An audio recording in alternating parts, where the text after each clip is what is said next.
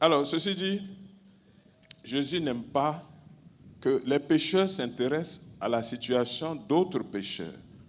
Soigne-toi toi-même, occupe-toi de toi-même. Enlevez la poutre qui est dans votre œil, comme ça vous allez voir clair pour aider le prochain. Vous-même, vous avez des problèmes et vous faites semblant. Vous n'aidez pas les autres, mais vous les critiquez sans les aider. C'est ça que Jésus n'aime pas. Il a fait la parabole justement du pharisien et du publicain.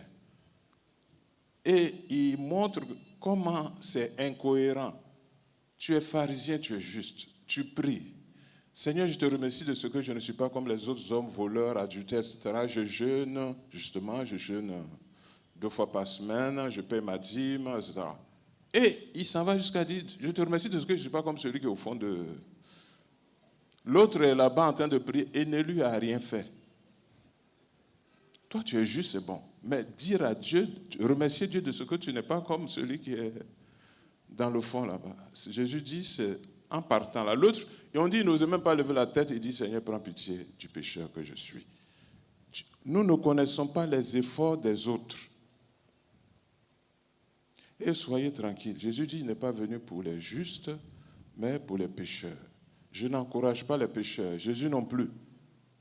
Si parmi vous, quelqu'un n'a pas péché, qu'il lui jette le premier la pierre, ainsi de suite. Donc, Jésus intervient souvent pour nous mettre en garde au lieu de nous s'occuper. Vous jeûnez les pharisiens, mais qu'est-ce que vous avez à gérer les disciples de Jésus et Jésus lui-même? Quand Jésus a jeûné 40 jours, là, il vous a dit qu'il a jeûné? Vous n'êtes même pas au courant. Quelqu'un est ivrogne. Vous le voyez quelquefois boire, vous êtes scandalisé. Mais Dieu est content. Dans la semaine, c'est la première fois qu'il boit. Or, il a l'habitude de rôder toujours dans les bars, chaque fois. Et Dieu même est content. Mon petit, là, il a fait un effort. Il ne boit maintenant qu'une fois par semaine. Vous voyez même des prostituées. Ils vous précèdent dans le règne des cieux, dit Jésus-Christ. Il y a des maîtresses qui sont en cheminement pour sortir de leur situation de maîtresse. Quand vous les trouvez, elles sont déjà proches de la fin du cheminement. Quand vous les avez vues à l'hôtel sortir, là, elle est à la fin. Et vous condamnez quelqu'un dont Dieu est content. Vous connaissez les dons qu'il a reçus. Peut-être même que l'enfant, elle-même, la personne est née prostituée. Sa maman était prostituée. Elle s'est débrouillée. Elle est en train de sortir. Vous, vous êtes né, père, mère. Tout le monde est chrétien. Vous êtes parfait. Moi aussi, je suis dedans. Donc, laissons les autres tranquilles. Ça, c'est la première leçon que nous pouvons tirer parce qu'on ne connaît pas les dons que l'un ou l'autre a reçus, à quel niveau il est. Maintenant, je ne vais pas rentrer dans les affaires d'hérédité, mais ce qui s'est passé, c'est que quelqu'un a perdu une grâce de bénédiction de la part de son père. Et bénédiction de ce genre-là, c'est vraiment une grande bénédiction. C'est les patriarches, hein, Abraham, Isaac, Jacob. Rater une bénédiction comme ça, c'est important. C'est une grosse perte. Et vous savez que nous tous, hein, moi je suis du groupe Akan, c'est, je crois, le neveu le plus âgé du côté maternel de la tante qui doit être héritière, etc. C'est déjà connu, ou bien monté au trône. Donc, on ne s'amuse pas avec ces choses-là. Mais il y a des règles à respecter.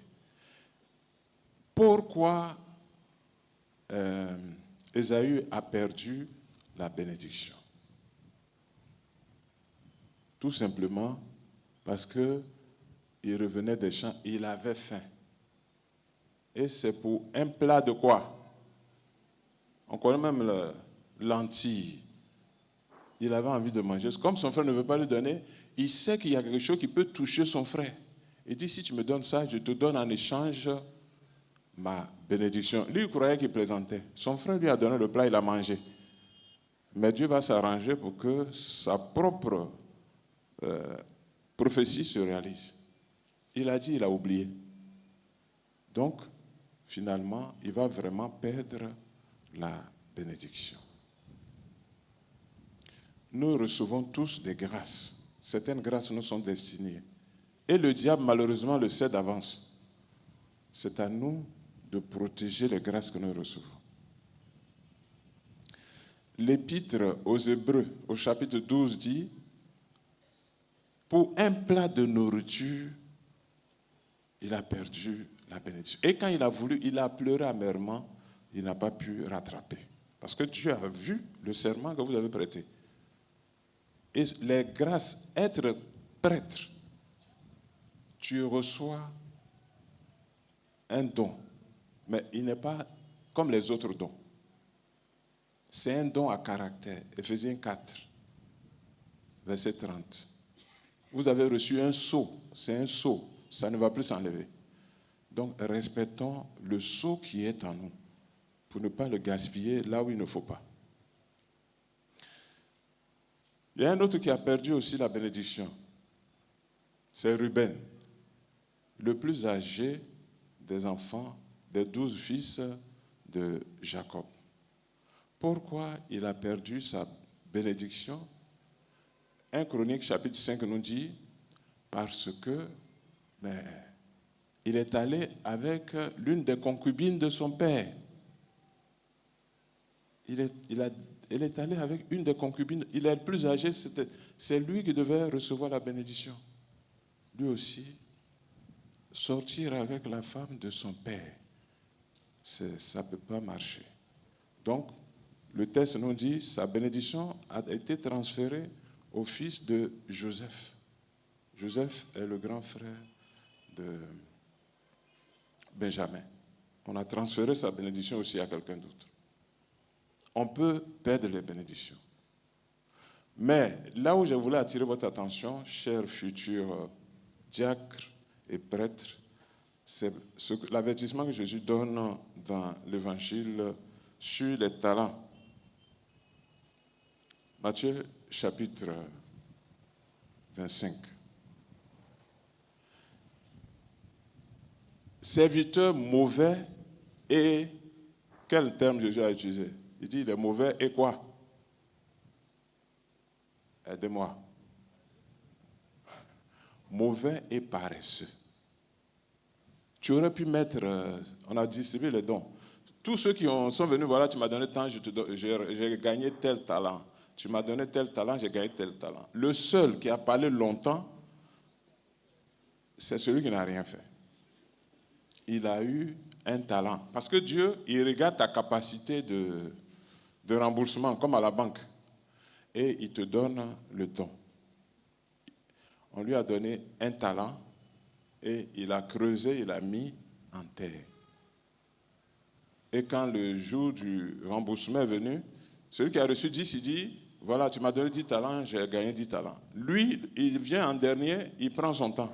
Seigneur, je savais que tu étais dur, que tu récoltes là où tu n'as pas semé. Un long discours pour dire à la fin, voilà, j'ai pris ton talent là. Comme je ne cherche pas par là, j'ai creusé, j'ai mis en terre. Viens, tiens, ton talent. Jésus qui est un juif. Vous savez que les juifs, ils ne blaguent pas avec les banques et les talents, etc. Il dit, serviteur mauvais et paresseux, tu aurais pu mettre mon argent à la banque pour que ça me rapporte. Mais si tu creuses pour mettre en terre, la banque, je ne gagne rien dedans. Ça, au moins, tu aurais pu le faire. Tu n'avais rien à faire. Tu mets à la banque et puis tu attends. Même ça, là, tu n'as pas fait. Serviteur mauvais et paresseux. Je prends ton talent, je donne à celui qui en a 10. Parce que celui qui ne fait pas, celui qui n'en a pas, on va lui retirer même ce qu'il a. C'est-à-dire, tu ne fais pas fructifier l'entreprise, tu ne fais pas avancer l'humanité avec les talents qu'on t'a donnés pour ta paroisse, pour ta région même quelquefois. Tu es le seul prêtre, tu es le seul ceci, etc. Mais en valeur pour que tout le monde en profite. Donc, on enlève, on donne à quelqu'un. On enlève pour Ésaü, on a donné à son petit frère. Donc, là où vous êtes là, je vous assure que vous avez des talents. Donc, soyez rentables pour que Jésus ne vous enlève pas les talents. Il n'y a pas quelqu'un qui n'a pas de talent. Quelquefois même, c'est le problème dans toutes les formations. Évaluer, d'accord, d'abord découvrir l'élève. Qu'est-ce que l'élève sait bien faire? Quel talent il a? Et puis l'aider dans ce cheminement-là. Et l'accompagner, parce que certains peuvent être brillants dans telle matière et pas dans telle autre. Je termine en vous disant ceci. C'est pour cela que Einstein n'a pas eu le bac. Parce qu'il comprend 2 matières seulement, maths et physique. Au bac, on ne fait pas seulement maths et physique. Donc, s'il devait avoir le bac, il ne serait pas ce qu'il est devenu. Il a fait un concours pour entrer dans un établissement de sciences, etc. Donc, mettez l'accent, quand vous découvrez votre talent, mettez l'accent sur ce talent. Il y a un talent qui est à votre portée actuellement. Ce sont les engagements que vous venez de prendre. Vous allez dire que vous allez faire le bréviaire. On prend l'engagement ici. Faites votre bréviaire. Commencez par ce qui est ordinaire avant d'être extraordinaire. Faites votre bréviaire. Portez votre habit ecclésiastique. Dans les examens, là, on commence par les petites questions faciles pour garantir, pour ne pas avoir 0. Quand tu as fini, c'est là que tu vas ailleurs. Ça, faire son bréviaire, dire sa messe, son chapelet, son adoration, et puis, voilà. Vous portez votre habit ecclésiastique, ça, peut-être que vous allez avoir déjà la moyenne.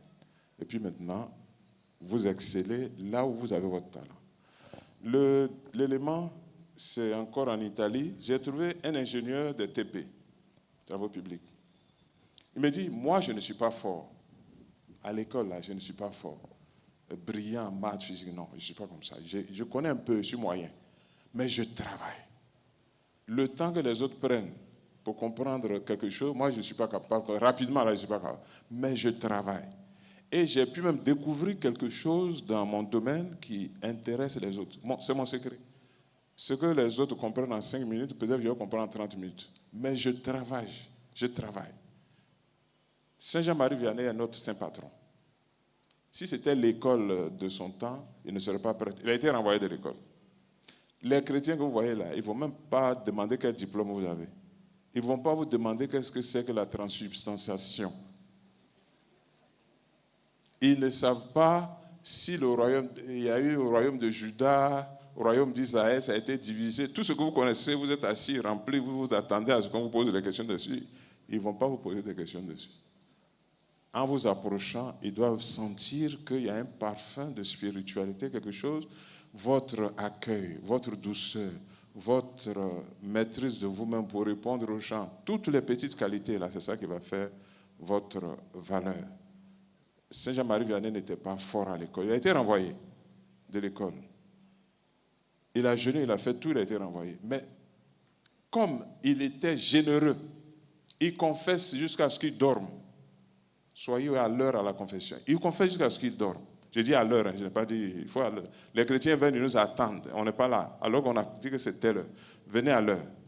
Soyez généreux. Restez là jusqu'à ce qu'on vienne vous réveiller. Il y a plusieurs prêtres qu'on a réveillés. C'est vrai, hein? Quelquefois, les soirs, là, si vous parlez avec les prêtres, regardez leurs yeux. Ils sont moi-même, ça m'est arrivé. Hein? La personne parle jusqu'à quand après se rendre compte qu'on dort. Et puis, on est réveillé. Il y a un prêtre même qui a rencontré. Ayam Secours au confessionnal. La personne a fini de parler. Le prêtre répond pas. Il regarde et puis on l'a réveillé. Donc, on est fatigué. Soyez généreux. Courageux dans ce que vous devez faire. Et si, écoutez-moi bien, soyez généreux, courageux. Vous ne pouvez plus être saint. Peut-être même, vous ne pouvez plus être vierge. Tout ça, c'est passé. Mais dans votre courage et votre générosité, comme l'Italien, là, vous allez gagner.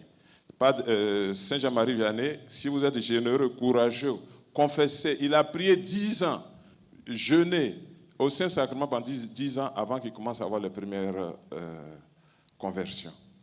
Regardez votre attitude vis-à-vis du Saint-Sacrement, prière, etc. Soyez généreux. Et comme il était comme ça, Dieu lui a donné un talent. Lire dans les consciences des gens. Quand tu viens voir Saint Jean-Marie Vianney, le talent qu'on lui a donné, avant même que tu n'ouvres la bouche pour parler, il te donne déjà la réponse, pour gagner du temps. C'est le talent que Dieu a ajouté à son niveau nul à l'école. Donc, si vous voulez gagner des talents, soyez généreux, le Seigneur vous récompensera. Je ne dis pas toujours avec le talent de quelqu'un d'autre, hein. Il peut vous donner directement un talent. Donc, voilà, du courage. Et n'oubliez pas, Saint Jean-Marie Vianney est l'ingénieur italien.